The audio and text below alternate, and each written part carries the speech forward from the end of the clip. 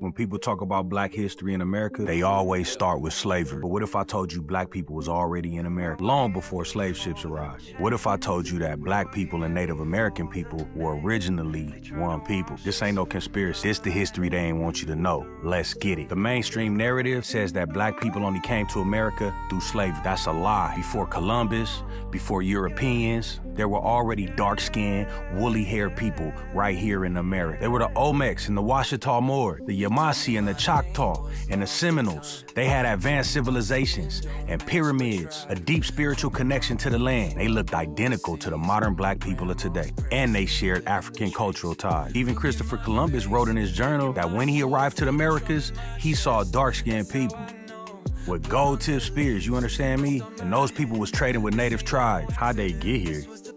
Africans had already been traveling to the Americas for thousands of years. Ancient Egyptian and West African boats was crossing that Atlantic long before Christopher Columbus. There was established trade routes between Africa and the Americas. Ancient Olmec statues in Mexico clearly depict African features: broad nose, full lips, and tightly coiled hair.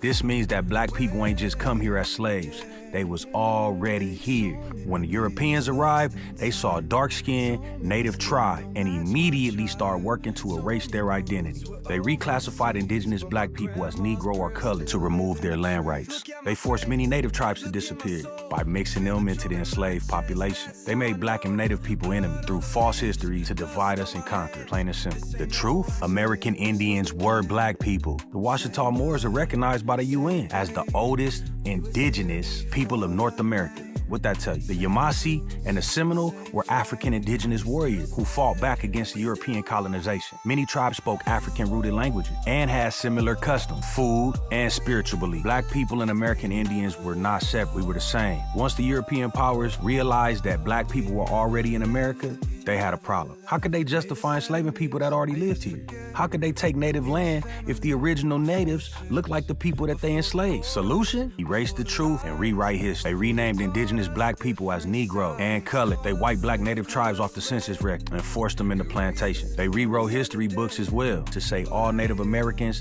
had red skin and all black people came from Africa, what you learned in school. This is why today most black people have Indian in their family with no proof.